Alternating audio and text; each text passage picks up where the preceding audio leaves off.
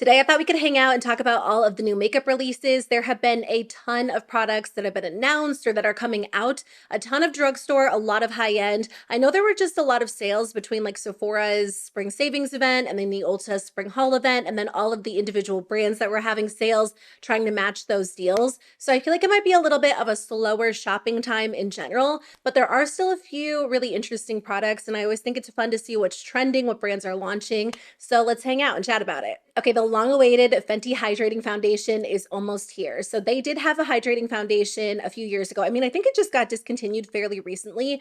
And I know a lot of people didn't love that formula. I tried it years and years ago, but my preferences were a lot different back then. I felt like it was a little bit heavy on my skin and it kind of separated. It never looked great. So it wasn't for me personally, but I do love their skin tint. I'm a big fan of the Pro Filter Matte Foundation. And this one caught my eye. I do like hydrating foundations, even though my skin does lean more oily, but this one sounds like it could work for combo oily or dry skin based on the description. So it will be available in the Sephora app on April 25th and then everywhere else on April 26th. So this is described as a hydrating glowy foundation. What I think is interesting is they say it's waterproof and it also reduces shine for a notch above a natural finish. It's medium coverage, long wearing. They say it gives golden hour glow in a bottle. Typically, you don't see the words waterproof or reduces shine associated with a hydrating foundation. You might see luminous or glowy or skin-like. So that's part of the reason why I feel like it could be a really great option if you have combo or oily skin. I just feel like it's going to be a little bit less hydrating, a little less glowy than other foundations that are kind of marketed in the same way. And honestly, I'm all for that. I love when my foundation has a little bit of a glow, more like a natural skin-like luminous finish without being too over the top, because in my experience, usually those foundations last a little bit longer and look, still glowy without looking greasy on the skin. I actually did try their new hydrating concealer and I didn't love it. I feel like it's getting rave reviews. So I'm kind of curious to see what people say about the foundation too, but I didn't find the concealer as hydrating as I thought it would be. It was almost a little bit dry on my skin, which was kind of weird, but there are definitely other more hydrating formulas out there like Tower 28 or Catrice or a few others that are just kind of escaping my mind right now. So I don't know, will I love the foundation or will that also look a little bit dry on the skin? It's weird because I don't find the matte foundation drying on my skin at all, even though it is super mattifying. Same thing with their skin tint. It does lean and dry down more matte. As always, they definitely killed it with the shade range, although I'm not sure which shade I'm going to grab. I feel like the undertones in the light range, which is probably what I'll go for, run a little bit yellow, and the shades that I have in the Pro Filter, although I think I only have one, I have 150. It's pretty light on my skin these days. So I'm not sure which one I'll end up grabbing, but I definitely plan on trying it out. Another long-awaited launch, e.l.f. finally released their bronzing drops. They were kind of teasing these for a little while, and I feel like it was one of the most requested items I've ever seen on their social media. Like when I read through the comments, people are always asking for bronzing drops. I believe these are only available on e.l.f.'s website right now. It looks like they're coming to Ulta on June 8th online and then in stores on June 23rd, which is kind of far away. I'll keep you posted if I see it anywhere else. Typically the new launches kind of show up at Target too, but I did order them. I tried them out yesterday for the first time. I mixed them with my moisturizer and I really liked the way they applied mixed with the moisturizer. It did give my skin a really pretty natural glow. Usually I'm not super drawn in by bronzing drops, but I usually try everything e.l.f. launches just out of curiosity to review it on my channel. And I have to say they went on really nicely. They didn't look patchy or uneven at all. Today I mixed them with my foundation and again, it did a great job. I used a lighter shade on purpose to see if they would kind of darken up my foundation a little bit, add that bronzy glow. And it did change the texture a little bit. It made my foundation extra smooth and there was a little bit of a glow. I'm wearing a good amount of powder today, so if I wasn't wearing powder, I think you would see that glow even more, but so far so good. They do come in 3 shades, rose gold, pure gold, and copper gold. I kind of feel like maybe I should have gotten rose gold. That might have been a little bit better with my skin tone. I went with pure gold and it looks pretty good too, but they are pretty pigmented. So if you're just going to use them on their own, you'll just need a super tiny amount. They do recommend mixing them, but I applied them to the back of my hand, not directly to my face, and they feel very smooth. They're made with vitamin E, sunflower seed oil, so they kind of have like this extra smoothing texture to them and they do dry down, but they don't feel like a little bit oily, but kind of at the same time. Like they're not dry, they don't look streaky. So I do think the formula is really, really beautiful. e.l.f. also launched the Power Grip Dewy Setting Spray. Again, this is available on their website, but this is at Ulta too. I thought it might be a good dupe for the Milk Makeup Hydro Grip Spray, which I use almost every single day, especially in the fall and the winter. I used it today and it's definitely not the same at all. The e.l.f. spray almost has a little bit more of an oily texture. I have to use it a few more times, but I definitely think it's a lot glowier than the Milk Makeup version. The Milk Makeup version does leave your skin looking dewy, but it's almost more of a hydrated dewy look, whereas the e.l.f. spray almost feels and looks a little bit oily. So you do get that dewy glow, but I don't know if it's going to be ideal for oily skin. Again, I have to use it a few more times, and today I just used it as a base. I didn't even use it to set my makeup because I really thought if I used it to set my makeup would just start moving around so fast. I will say it has a really nice, soft, fine mist, which I find sometimes with drugstore setting sprays or priming sprays, the mist isn't as nice as like a higher end alternative. And that's just something I've noticed over the last few months because I've been so into setting spray lately. But this mist is so fine, really, really soft. And I'm definitely curious to try it out a little bit more. So that is something I have to keep using before I share additional thoughts. But I do think if you have dry skin, it might be a great option if you love like a good, gorgeous, glowy setting spray. Okay, a drugstore launch that hasn't been fully revealed yet, but something that I'm personally anticipating would be the NYX Buttermelt Blushes. I love the NYX Buttermelt bronzers. I think the formula is gorgeous. And even though it is a little bit of a newer launch, I feel like I can easily say it's like my favorite powder drugstore, or my favorite powder bronzer, not even just at the drugstore, just in general. It is so smooth, really beautiful. It has like a little bit of a glow to it, but it's not over the top. It seems like powder products are making a little bit of a comeback. Like a lot of brands are doing powder blushes, powder bronzers, powder highlighters, when for such a long time, all we were seeing were like creams and liquids. I do love creams and liquids. I've definitely come to really enjoy those formulas,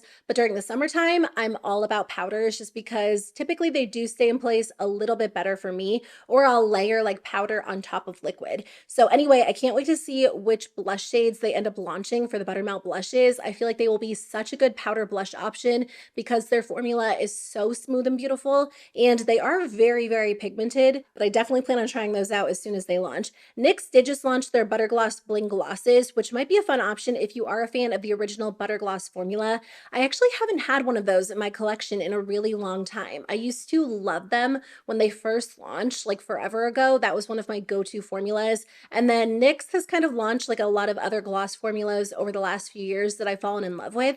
And I feel like I just tend to forget about the butter glosses. They're probably one of the most affordable lip gloss formulas at the drugstore right now at $6. And their main line doesn't really have any shimmer in it. I don't think it has any shimmer in it at all. So they just launched 8 new shades that are like shimmery, glittery versions. They're $6 each.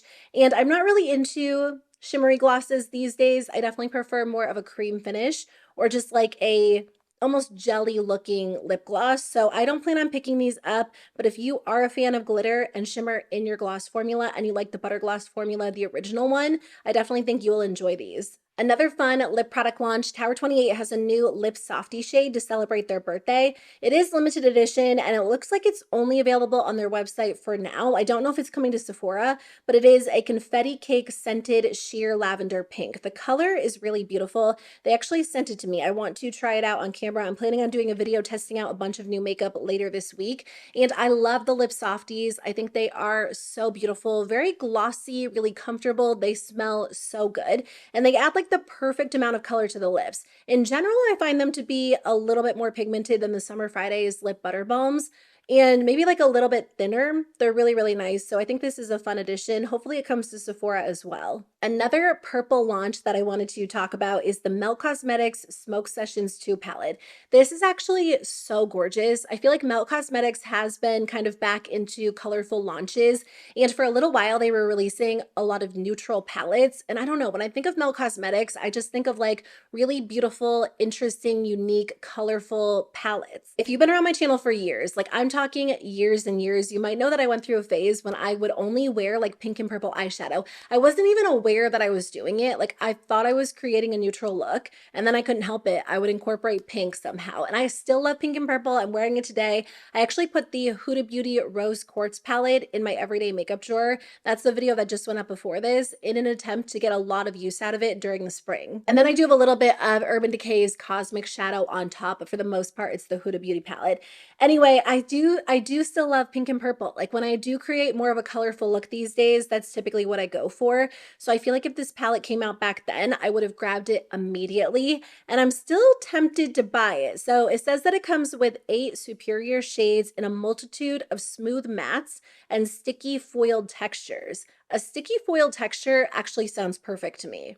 I feel like that's almost what that really beautiful blue shadow from the ColourPop So Elemental palette is. The one right in the center. I used this palette in a recent video and it basically feels like a sticky foil. It goes on really nicely, but it does kind of crease by the end of the day. Anyway, I feel like that's the type of texture that really pops on the eyes.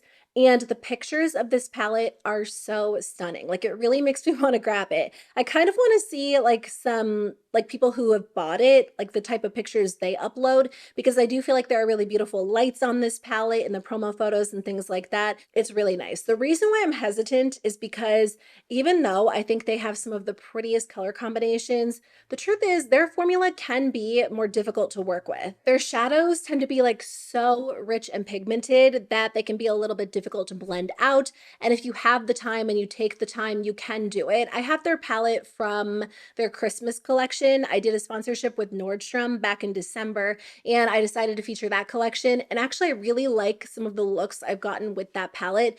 But again, it just takes a little bit of extra effort. So it's a nice formula. If you want pigment, you just have to know it's a little bit more difficult than other palettes to blend out. You're not going to get like a quick, easy, seamless blend. You have to put in the work. And honestly, that's fine if you know that going into it. But I also know like at this point, this stage in my life, I'm not usually taking the time to blend out a lot of super difficult shadows. Like this eyeshadow look took me maybe 10 minutes, and that's about how long I'll spend doing a look these days. So I love purples. I love this palette. I don't know that I would get a ton of use out of it. So it might have to be one that I admire from afar, but I do think it's really stunning. I will say you can get it on their website for $48, but they do have a bundle with this one and the original Smoke Sessions palette for $75. Okay, so I don't normally talk about a ton of brand new fragrance launches on my channel. I do love perfume. I've gotten into it a lot more over the last few years, but this launch specifically is getting some mixed opinion. So I'm really curious to know what you think.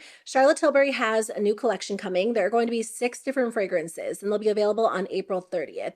So I feel like everything Charlotte Tilbury launches, people get really excited for. It's a very, very hyped up brand. So I thought this was going to be met with like immediate excitement. And there are people who are excited, but there are also people who are like not into it at all. Honestly, the bottles are not what I would expect from Charlotte Tilbury. I do have some Charlotte Tilbury products. I'm definitely not like a die-hard fan, but there are products I really enjoy. A lot of the brand I think is kind of overrated, but I will say one thing that Charlotte Tilbury does really well is just like very beautiful packaging. When you see a product, you know it's a Charlotte Tilbury product because everything is really cohesive. So when I saw a picture of these bottles, I actually didn't even know it was Charlotte Tilbury the first time, and it just doesn't really seem to fit in with their brand aesthetic. So maybe they're trying to go a different way when it comes to fragrance, but I feel like it would have made more sense to kind of fall back on the typical like gold and bronze and kind of luxurious vibe that you tend to get from their packaging. Obviously, with fragrance, the big thing is whether or not you like the actual scent.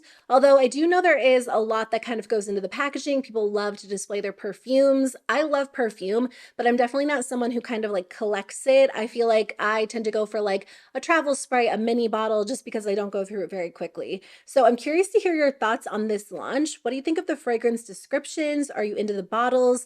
The trend mood comments are always so brutal, but they tend to be really funny. So if you want a good laugh, I recommend going over there and reading through their comments under the Charlotte Tilbury bottles. I will say there's a new fragrance I definitely want to try from Kayali. I do really like Kayali fragrances. The Vanilla Candy Rock Sugar perfume launches on May 2nd. My birthday is May 5th, so I feel like this is going to be a treat to myself. I don't usually buy myself a birthday present, but why not? I feel like it's fun. So again, I don't usually purchase full-sized bottles, but it looks like they're doing a mini bottle, which is kind of fun. And then they have like a medium-sized bottle and a large bottle. If you go over to their website, they already have like the product listing page up so you can get a feel for the pricing and the sizes. The top notes are candied pear, sweet violet, rum, ylang ylang, marshmallow, and vanilla cream.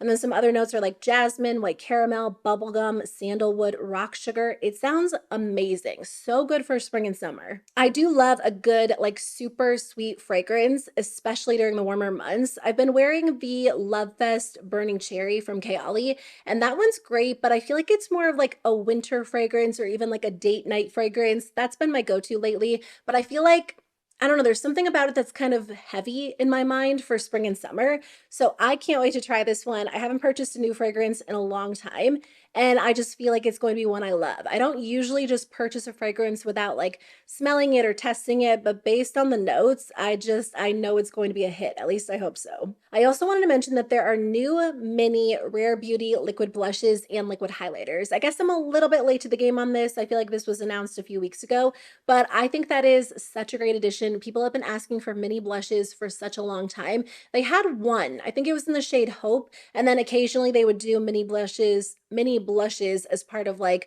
holiday collections or limited edition collections. Now they have 6 mini blushes: Virtue, Grateful, Happy, Encourage, Joy, and Hope. As always, when it comes to a mini, I did break it down to do the math to see what kind of value you're getting, and it's a pretty good deal. So you get 0.11 ounces for $14. It actually has a value of $10.12, so you're paying a little bit more than it's actually worth.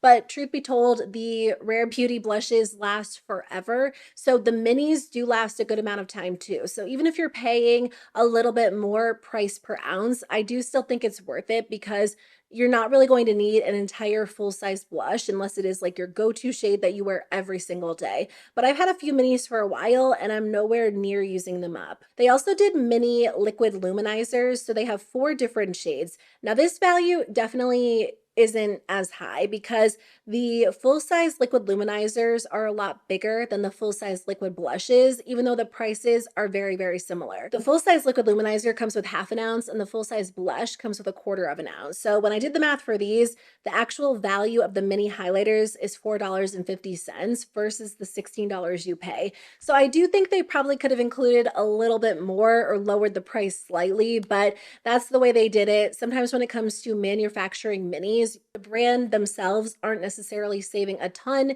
because they still have to pay for labor and supplies and costs and things like that. As a consumer, I don't necessarily think that's something you have to consider every single time you're buying a mini, but it does make sense as to why they wouldn't always fully lower the price. That being said, if you're not going to use up the full-size liquid luminizer, a mini might still be a better option for you. I have a full-size liquid luminizer and it's big. Like there is a ton of product in there, and I actually like mixing it in with my blush. So usually I use like 1 dot. So there's no way I'll use mine up fully anytime soon. You get 0.09 ounces, which, isn't again a ton of product. It's about 1/5 the size of the full-size product, but it's enough, especially if you're using it as a mix-in, that I think you'd be able to get a ton of use out of it. Danessa Myricks is launching Yummy Skin Lowlights on May 6th. It's a light reflecting tinted balm to powder formula that blurs and gives a soft focus glow. It's basically like the highlighter version, or they're calling it a lowlighter version of their Yummy Skin blushes, which I still haven't tried. I do have the Yummy Skin balm and I do like that, but I've been meaning to try the blushes. I don't know. I just feel like the texture is so interesting. I don't know that it would work super well as a blush for me and what I typically go for, so that's why I haven't purchased it. And I do love a good glowy blush, so maybe I'll end up picking up one of the lowlighters. Okay, Hourglass launched a new powder, their Vanish Airbrush Pressed Powder. It's $54. It comes in 5 shades. Honestly, I thought that was incredibly expensive, and it is expensive, but when I compared it to the Charlotte Tilbury powder, I was actually surprised to find out that one is more expensive price per gram than the Hourglass one. So the Hourglass one comes with 10.5 grams, which ends up being $5.15 per gram, and Charlotte Tilbury is $48 for 8 grams, so that one's $6 a gram. Although Charlotte Tilbury does have the refill option where it's $41, so if you do it that way, it's $5.13 per gram. So then it is the exact same price. I don't know, like when I break it down that way, I'm like, wow, the Charlotte Tilbury powder is so expensive. And I've only purchased that twice over the past year and then like once a few years ago. And I do love it. It looks so good under the eyes. And I don't feel like I hit pan on it as quickly as other powders because you just need a small amount. But I don't know. Powder is something I actually like use up fully and repurchase multiple times a year. So thinking about paying like that much per gram just feels like a lot. The Hourglass one is described as a talc-free sheer powder that's supposed to reduce shine for an airbrush finish that lasts all day. It is light coverage with a matte finish. Based on what I've seen online, some people are saying it's kind of more of like a touch-up powder rather than a true setting powder. Some people are saying it's meant to be used in the way that like the Fenty touch-up powder is used. And if that's the case, it definitely wouldn't be ideal for me. I like a good setting powder. I feel like I'm more likely to splurge on a powder that sets my makeup into place all day long rather than one I can kind of use to touch up. I feel like a lot of setting powders can be used as touch-up powders, but a lot of touch-up powders can't be used to actually set your makeup well. So I don't know. I'm sure some people really enjoy it. And the Hourglass Veil Translucent Loose Powder is beautiful, like one of the prettiest powders out there. But I feel like the e.l.f. Halo Glow is very, very similar at a fraction of the price. Honestly, I just don't need another expensive powder in my life. So I'm going to skip this one. If you've tried it, I'm curious to hear what you think, if it actually is worth the money and how it compares to Charlotte Tilbury. Let me know what you think. Okay, just a few more things. It looks like Makeup Revolution is coming out with some new drops. They have bronzing drops, blush drops, and glow drops. I mean, who isn't doing this at this point? Everyone is trying to dupe Drunk Elephant.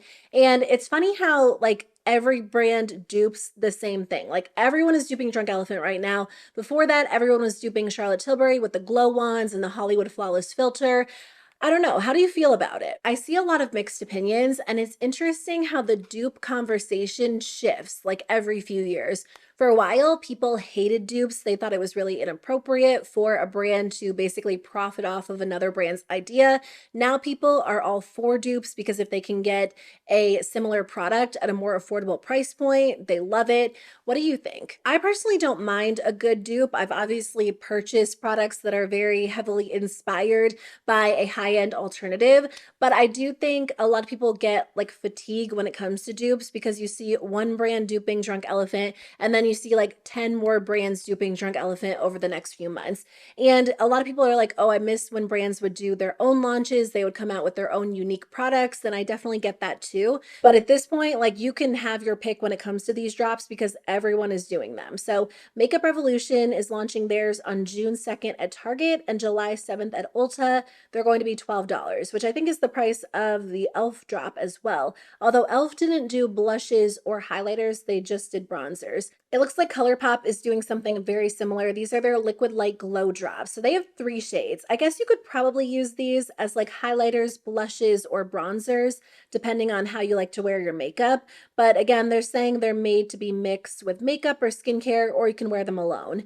So yeah, there are so many options out there. No matter what brand you're into, no matter what price point you're looking for, you can probably find something that will kind of fit your specific needs. Last thing, ColourPop did a Beauty and the Beast collection. So the full collection is available for $99. It is a $121 value. So if you purchase the bundle, you will save a little bit, but the products are also sold separately. So there's a 12-pan palette for $24, pressed powder blushes for $14, Super Shock highlighters for $15, an Enchanted Rose lip mask for $12, and then a couple of lip duos that come with an ultra glossy lip and a luxe lipstick for $21. I don't know. I feel like the color story, I guess it kind of fits into the movie's theme. I don't know. It doesn't do it for me. I feel like a lot of their Disney collabs aren't super exciting in terms of like the products they come out with. It's more so the packaging, but a lot of the products and shades are definitely on the safer side, which totally makes sense for a collection that's going to kind of appeal to a larger audience. But